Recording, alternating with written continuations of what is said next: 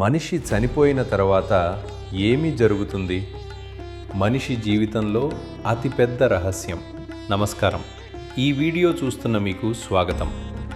మీరు ఎప్పుడైనా ఒక్క నిమిషం ఆగి ఆలోచించారా? మనిషి చనిపోయిన తర్వాత ఏమవుతుంది? ఆత్మ ఎక్కడికి వెళుతుంది? మళ్ళీ పుట్టుక వస్తుందా? స్వర్గం ఉందా? నరకం ఉందా? ఇవి మన మనసులో తరచూ వచ్చే ప్రశ్నలు. కానీ హిందూ ధర్మం వేల సంవత్సరాల క్రితమే ఈ ప్రశ్నలకు సమాధానం చెప్పింది. గరుడ పురాణంలో, ఉపనిషత్తులలో, భగవద్గీతలో. ఈరోజు మనం ఆ సత్యాన్ని అర్థం చేసుకుందాం. మనిషి చనిపోయిన తర్వాత హిందూ ధర్మం ప్రకారం ఎంతవరకు ఏమి జరుగుతుందో స్టెప్ బై స్టెప్ అర్థం చేసుకుందాం. ముందుగా తెలుసుకోవాల్సింది ఆత్మ అంటే ఏమిటి? మరణం గురించి అర్థం చేసుకోవాలంటే మొదట ఆత్మ గురించి అర్థం చేసుకోవాలి. హిందూ ధర్మం ప్రకారం మనిషి అనేది శరీరం కాదు, మనిషి ఆత్మ. శరీరం ఒక వస్త్రం లాంటిది, కొంతకాలం ధరించి తర్వాత వదిలేస్తాం. కానీ ఆత్మ నిత్యమైనది, శాశ్వతమైనది. నైనం చిందంతి శస్త్రాణి నైనం దహతి పావకః నచైనం క్లేదయంత్యాపో న శోషయతి మారుతః. భగవద్గీత 2:23. ఆత్మను ఆయుధాలు కోయలేవు, అగ్ని కాల్చలేదు, నీరు తడపలేదు, గాలి ఎండించలేదు. శ్రీకృష్ణుడు అర్జునుడికి చెప్పాడు, ఓ అర్జున, ఆత్మ మరణించదు. శరీరం మారినట్లే ఆత్మ ఒక జన్మ నుండి మరొక జన్మకు వెళుతుంది. అందుకే హిందూ ధర్మంలో మరణాన్ని చావు అనే చెప్పరు, దాన్ని దేహ విముక్తి అంటారు. చావు వచ్చే క్షణంలో ఏమీ జరుగుతుంది? మనిషి మరణం సమీపించినప్పుడు ముందుగా అతని ఇంద్రియాలు నిలిచిపోతాయి. కళ్ళు మూసుకుంటాయి, చెవులు వినలేవు, చేతులు కదలలేవు. గరుడ పురాణం ప్రకారం మరణ సమయంలో యమదూతలు వస్తారు, కానీ వారు కేవలం పాపాత్ముడికి భయంకరంగా కనిపిస్తారు. పుణ్యాత్ముడికి వారు దేవదూతల్లా కనిపిస్తారు. ఆత్మ శరీరం నుండి వేరవ్వడానికి సమయం పడుతుంది. సాధారణంగా ఆత్మ తలపైన ఉన్న బ్రహ్మరంధ్రం ద్వారా శరీరాన్ని వదులుతుంది. ఇది మోక్షం పొందిన వారికి జరుగుతుంది. అయితే కర్మ బాధ్యతలు మిగిలిన వారికి వేరే మార్గాల ద్వారా ఆత్మ నిష్క్రమిస్తుంది. మరణ సమయంలో చివరి ఆలోచన చాలా ముఖ్యమైనది. భగవద్గీత ప్రకారం అంత్యకాలంలో ఏ భావనతో శరీరం వదులుతారో ఆ భావనకు అనుగుణంగా తర్వాత జన్మ నిర్ణయమవుతుంది. అందుకే అంత్య సమయంలో ఇంట్లో వారు రామనామం చెప్పిస్తారు. అంత్యక్రియలు ఎందుకు చేస్తారు? ఆత్మ శరీరం వదిలిపోయిన తర్వాత శరీరానికి అంత్యక్రియలు నిర్వహిస్తారు. హిందూ ధర్మంలో దహన సంస్కారం అంటే అగ్నిలో దహనం చేయడం అత్యంత ముఖ్యమైన సంస్కారం. ఇందుకు కారణమేమిటంటే పంచభూతాలతో భూమి, జలం, అగ్ని, వాయువు, ఆకాశం తయారైన శరీరాన్ని మళ్ళీ పంచభూతాల్లో కలిపివేయడం. ఇది ప్రకృతి చట్టానికి అనుసరణ. అంత్యక్రియలు చెయ్యకపోతే ఆత్మ శాంతి పొందకుండా భూతంగా ప్రేత రూపంలో తిరుగుతుందని హిందూ ధర్మ విశ్వాసం. అందుకే దహన సంస్కారం వీలైనంత త్వరగా చెయ్యమని చెప్తారు. సాధారణంగా 24 గంటల లోపల. అంత్యస్నానం మృత శరీరాన్ని పవిత్రంగా స్నానం చేయిస్తారు. గంగాజలం లేదా తులసి నీళ్లు వాడతారు. అర్ధి మీద పరచటం, శవాన్ని తెల్లని వస్త్రంలో చుట్టి పూలతో అలంకరించి అర్ధి మీద ఉంచుతారు. శ్మశానానికి తీసుకెళ్లేటప్పుడు రామనామ సత్యహై అని అంటారు. రాముని నామం సత్యం అని అర్థం. చితి దహనం. జ్యేష్ఠపుత్రుడు పెద్ద కొడుకు అగ్ని పెడతాడు. ఇది ముఖాగ్ని. తండ్రి ముఖానికి మొదట అగ్ని చేర్చడం. అస్థి సంచయనం. దహనమైన తర్వాత అస్థులను సేకరించి గంగా నదిలో లేదా పవిత్ర నదిలో నిమజ్జనం చేస్తారు. దహనం తర్వాత ఆత్మ ఏమవుతుంది? దహన సంస్కారమైన తర్వాత ఆత్మ తన యాత్ర మొదలు పెడుతుంది. గరుడ పురాణం ప్రకారం శరీరం వదిలిన ఆత్మకు మొదటిలో సూక్ష్మ శరీరం ఉంటుంది. ఇది దేహం కాదు, కానీ అనుభవాలు పొందగలిగే రూపం. ఇది పెదవి నుండి నువ్వు తీస్తే ఒక వ్యక్తి ఎలా ఉంటాడో అలా ఆకారం ఉంటుంది, కాని పదార్థం ఉండదు. ఈ స్థితిలో ఆత్మ 13 రోజులు తన ఇంటి చుట్టూనే తిరుగుతూ ఉంటుందని విశ్వాసం. పిండ ప్రదానం చేస్తారు ఆత్మకు బలం చేకూర్చడానికి. 13వ రోజు తర్వాత యమదూతలు ఆత్మను యమలోకానికి తీసుకెళతారు. ఇక్కడ ఆత్మ యమధర్మరాజు ముందు నిలబడుతుంది.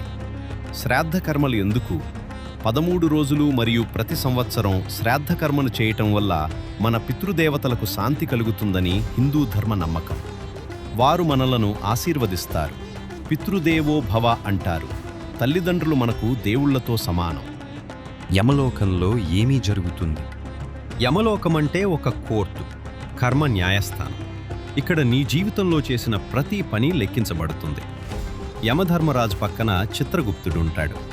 అతను మన జీవితంలో చేసిన ప్రతి మంచి పని, చెడు పని అన్నీ రాసి ఉంచుతాడు. అతని దగ్గర మన కర్మ ఖాతా, జీవిత రికార్డుంటుంది. ఇక్కడ ఏ దాపరికమూ చేయలేరు, ఏ అబద్ధమూ పనికిరాదు. మన ఆలోచనలు, మాటలు, చేతలు అన్నీ అక్కడ స్పష్టంగా కనిపిస్తాయి. తర్వాత యమధర్మరాజు నిర్ణయం చేస్తాడు. పుణ్యకర్మలు ఎక్కువైతే స్వర్గలోకం, మంచి కర్మలు చేసిన ఆత్మ స్వర్గలోకంలో ఉంటుంది. అక్కడ ఆనందంగా సమయం గడుపుతుంది. కానీ ఇది శాశ్వతం కాదు. పుణ్యఫలం తరిగిపోయాక మళ్లీ భూమికి తిరిగి వస్తుంది.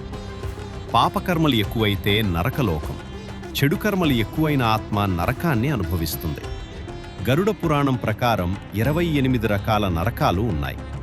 ప్రతి పాపానికి ఒక నరకం నిర్ణయించబడి ఉంటుంది. మోక్షం పొందినవారు జ్ఞానం, భక్తి, కర్మయోగంతో జీవించిన ఆత్మ నేరుగా బ్రహ్మలోకానికి లేదా వైకుంఠానికి వెళ్తుంది, పునర్జన్మ లేకుండా. పునర్జన్మ అంటే ఏమిటి? మళ్ళీ పుట్టుక ఎందుకు వస్తుంది? హిందూ ధర్మంలో అత్యంత ముఖ్యమైన సిద్ధాంతం పునర్జన్మ. ఒక ఆత్మ ఒక్కోసారి ఒక్కో శరీరంలో జన్మించి జీవించి మళ్లీ వస్తుంది. వాసాంసి జీర్ణాని యథావిహాయ నవాని గృహ్ణాతి నరోపరాని తథా శరీరాని విహాయ జీర్ణాన్యన్యాని సంయాతి నవాని దేహి. భగవద్గీత 2.22.